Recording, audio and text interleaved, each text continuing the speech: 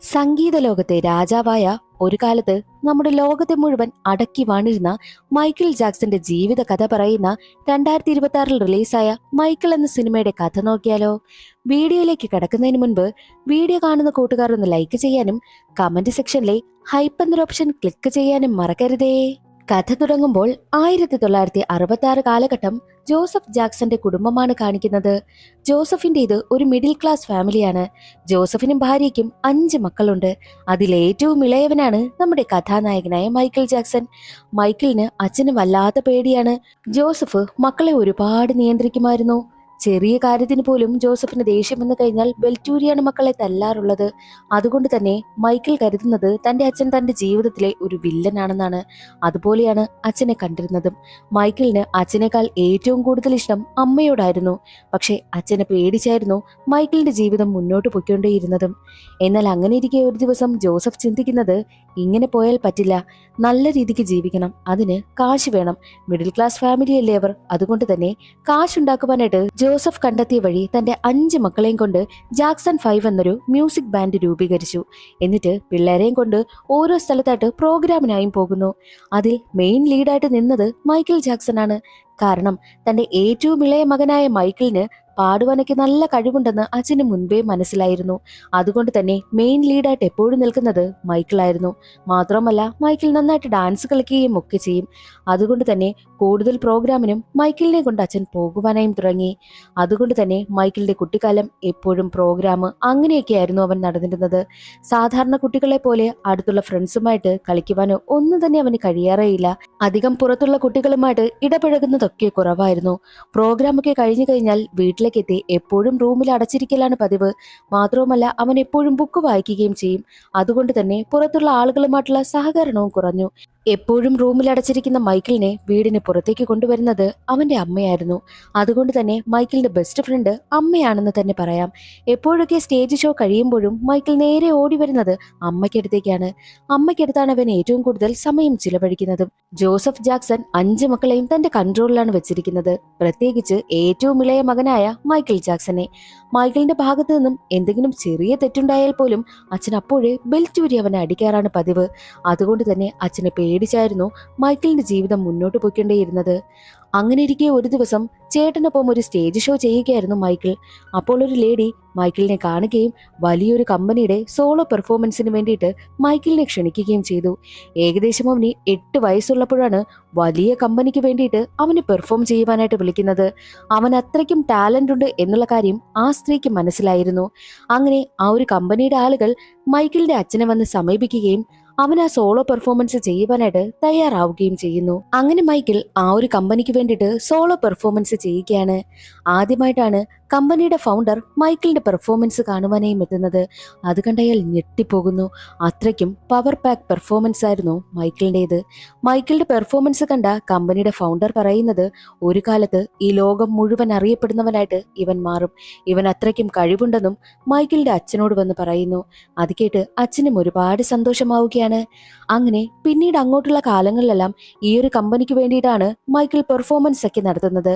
അവരുടെ ആൽബത്തിലൊക്കെ പാടുന്നത് മൈക്കിളായിരുന്നു.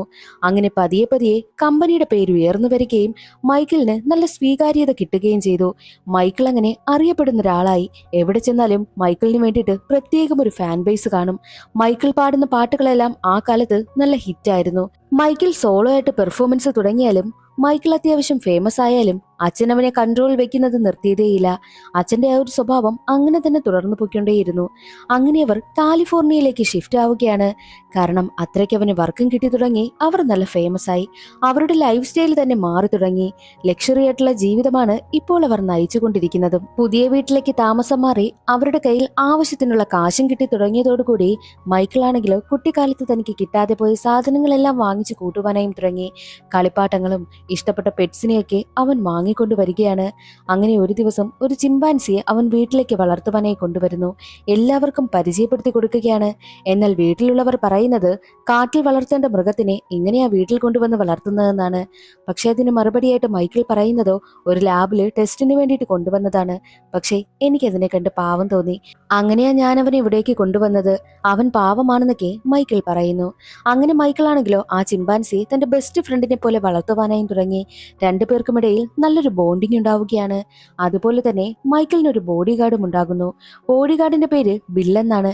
ബില്ലും മൈക്കിളും നല്ല കമ്പനിയാവുകയാണ്. ബെസ്റ്റ് ഫ്രണ്ടിനെ പോലെയാണ് ബോഡി ഗാർഡായിട്ടുള്ള ബില്ല് മൈക്കിൾ ജാക്സനോട് പെരുമാറുന്നതും. അങ്ങനെ മൈക്കിൾ ആണെങ്കിലോ തുടരെ തുടരെ സോളോ പെർഫോമൻസ് ഒക്കെ ചെയ്യുവാനായും തുടങ്ങി. പക്ഷേ അപ്പോഴും അച്ഛനായ ജോസഫ് ജാക്സൺ കരുതുന്നത് മകൻ ഇങ്ങനെ സോളോ പെർഫോമൻസ് ഒക്കെ ചെയ്തു കഴിഞ്ഞാൽ തങ്ങളുടെ അവസ്ഥ എന്താകും, അതുകൊണ്ട് തന്നെ അവനെ ഒന്ന് കൺട്രോൾ ചെയ്യണമെന്നും ജോസഫ് തീരുമാനിക്കുന്നു. ജോസഫ് ആണെങ്കിലോ മൈക്കിളിനെ വല്ലാതെ കൺട്രോൾ ചെയ്യുകയാണ്. മൈക്കിൾ ആണെങ്കിലോ അച്ഛൻ പറയുന്നതെല്ലാം അനുസരിച്ചാണ് ജീവിക്കുന്നത്. എന്നാൽ ഒരു ദിവസം ബില്ലാണെങ്കിൽ മൈക്കിൾ ജാക്സനെ ഉപദേശിക്കുന്നു. നീ നിന്റെ ലൈഫിൽ ആഗ്രഹിച്ചതുപോലെ മുന്നേറണമെങ്കിൽ നീ ആദ്യം നിന്റെ വീട്ടിൽ നിന്ന് പുറത്തു വരണം. ഈ കൺട്രോൾ എല്ലാം നീ ഭേദിക്കണമെന്നായിരുന്നു ബില്ല് മൈക്കിളിനെ ഉപദേശിച്ചത്. അങ്ങനെ മൈക്കിൾ ആണെങ്കിലോ തന്റെ അഭിഭാഷകനായിട്ട് ജോൺ ബ്രോങ്ക എന്നൊരാളിനെ നിയമിക്കുകയാണ്. മൈക്കിളിന്റെ അച്ഛനാണല്ലോ മൈക്കിളിന്റെ കാര്യങ്ങളെല്ലാം നോക്കി അവനെ നിയന്ത്രിച്ചുകൊണ്ടേയിരുന്നത്. എന്നാൽ ജോൺ വന്നുടനെ ചെയ്തത് മൈക്കിളിന്റെ അച്ഛനെ ജോലിയിൽ നിന്ന് പിരിച്ചുവിടുകയാണ് ചെയ്തത്. അതോടുകൂടി മൈക്കിളിന്റെ അച്ഛന് വല്ലാതെ ദേഷ്യമായി. ജോസഫ് പറയുന്നത്, എന്റെ മകനെ വളർത്തിയതും ഈ ഒരു നിലയിൽ കൊണ്ടുവന്നതും ഞാനാണ്. എന്നിട്ട് പെട്ടെന്നൊരു ദിവസം കയറി വന്നവൻ എന്നെ ജോലിയിൽ നിന്ന് പറഞ്ഞുവിടാറായോ എന്ന മട്ടില് ജോസഫൻ സംസാരിക്കുന്നു. ജോസഫിന് ആകെ ദേഷ്യം. എന്നാൽ ജോൺ മൈക്കിളിനോട് പറയുന്നത് മൈക്കിളിന്റെ ലുക്കിൽ നല്ല മാറ്റം വരുത്തണമെന്നാണ്. മൈക്കിളിന്റെ മൂക്കിന് വലിപ്പ കൂടുതലുള്ളത് കൊണ്ട് തന്നെ മൂക്കിന് സർജറി നടത്തണമെന്നും ജോൺ പറയുന്നു. അങ്ങനെ മൈക്കിളിന്റെ മൂക്കിലെ സർജറി കഴിയുകയാണ്. സർജറി എല്ലാം കഴിഞ്ഞ് വീട്ടിലേക്ക് എത്തുന്ന സമയത്ത് ഇതെന്താ ഇപ്പോൾ ഇങ്ങനെയൊക്കെ ചെയ്യാനെന്ന് അച്ഛൻ ചോദിക്കുന്നുണ്ട്. എനിക്ക് സൈനസ് ആണെന്ന് മൈക്കിൾ കള്ളം പറയുകയാണ്. മൈക്കിളിന്റെ ജീവിതത്തില് അച്ഛനായ ജോസഫ് ഒരുപാട് കാര്യങ്ങളിൽ തടസ്സം നിൽക്കുകയാണ്. എന്നിരുന്നാലും അതെല്ലാം മറികടന്ന് മൈക്കിൾ ആണെങ്കിലോ തന്റെ കാര്യങ്ങളൊക്കെ നോക്കി മുന്നോട്ട് പോകുന്നു.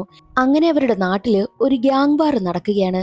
ആ ഒരു ഗ്യാങ് വാറിനെതിരായിട്ട് പ്രതികരിക്കണമെന്നും മൈക്കിൾ തീരുമാനിക്കുന്നു. താൻ പറയുന്ന ഓരോ കാര്യങ്ങളും ജനങ്ങളുടെ മനസ്സിൽ അലയടിക്കണം, അത്തരമൊരു കോൺസെപ്റ്റ് ആയിരിക്കണം താൻ തയ്യാറാക്കേണ്ടതെന്നും മൈക്കിൾ ജാക്സൺ തീരുമാനിക്കുന്നു. അങ്ങനെ മൈക്കിൾ ജാക്സൺ ആണെങ്കിലോ ഒരു ത്രില്ലർ സിനിമ കണ്ടുകൊണ്ടിരിക്കുകയാണ്. തന്റെ അടുത്ത ആൽബത്തിന്റെ തീമും ത്രില്ലർ ആയിരിക്കണം. അതുകൊണ്ട് തന്നെ ത്രില്ലർ എന്ന ആൽബത്തിന് പേര് കൊടുത്താൽ എന്തായെന്നും മൈക്കിൾ ചിന്തിക്കുന്നു. അങ്ങനെ ത്രില്ലർ എന്ന പേരിൽ ഒരു ആൽബം ഇറക്കുകയാണ്. ആ ഒരു ആൽബം ഇറങ്ങിയതോടുകൂടി മൈക്കിൾ ജാക്സൺ മറ്റൊരു ലെവലിലേക്ക് പോവുകയാണ്. ലോകം മുഴുവൻ മൈക്കിളിനെ അറിയപ്പെട്ടു.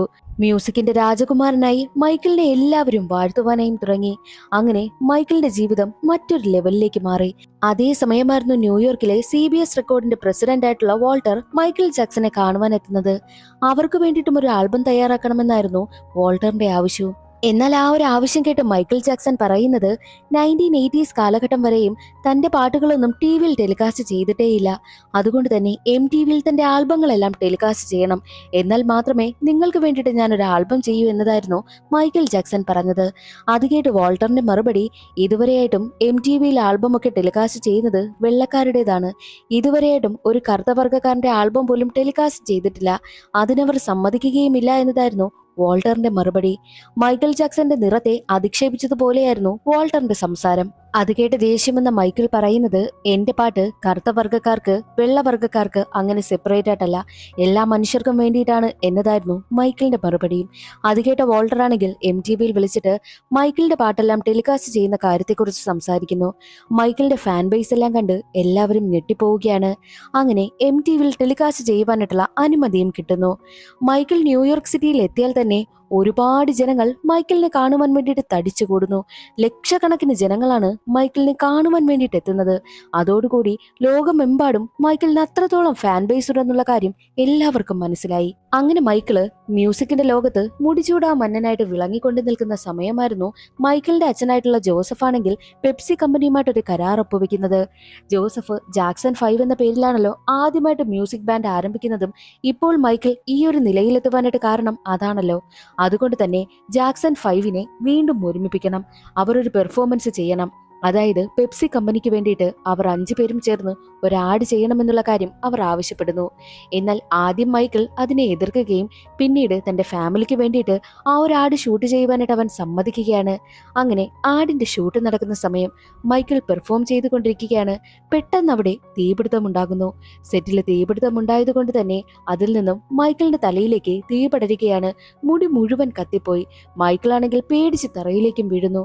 മൈക്കിളിനെ എത്രയും വേഗം ഹോസ്പിറ്റലിലേക്കും എത്തിക്കുകയാണ് ചെയ്തത്. അങ്ങനെ മൈക്കിൾ ജാക്സൺ രക്ഷപ്പെടുകയാണ്.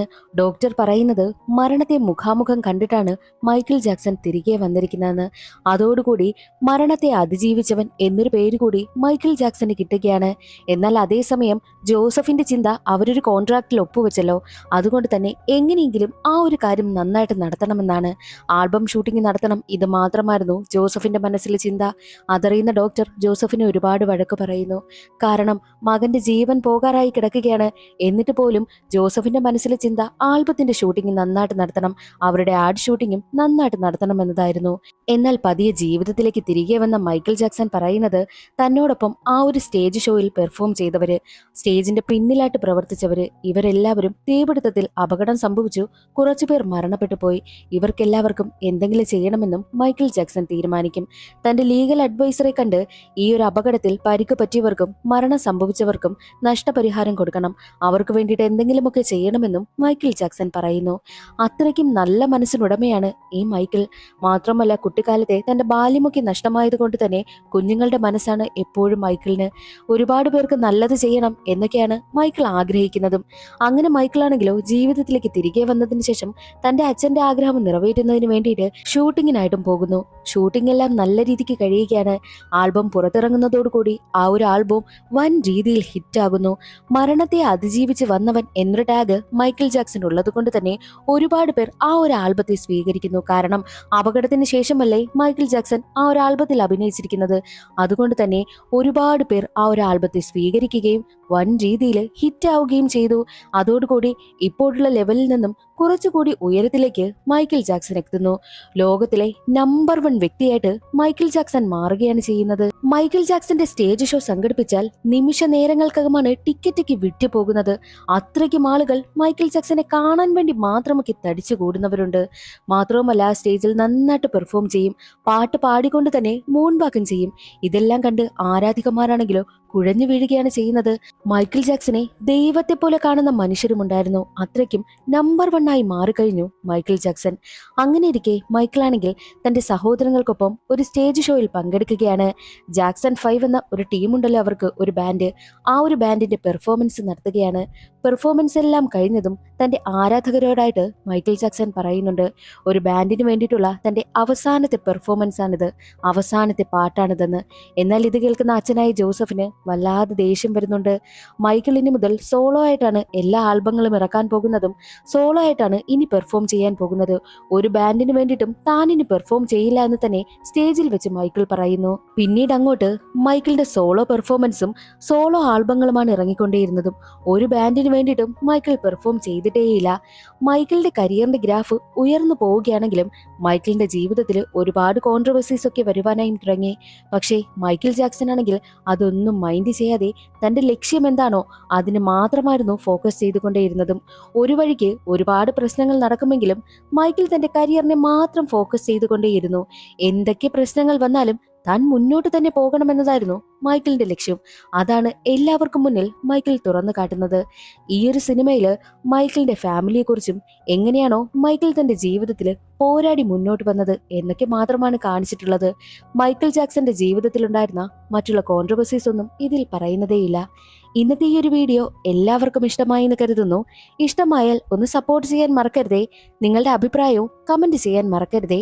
അടുത്തൊരു സിനിമയുടെ കഥയിൽ കാണാം. അതുവരെ എല്ലാവർക്കും ബൈ.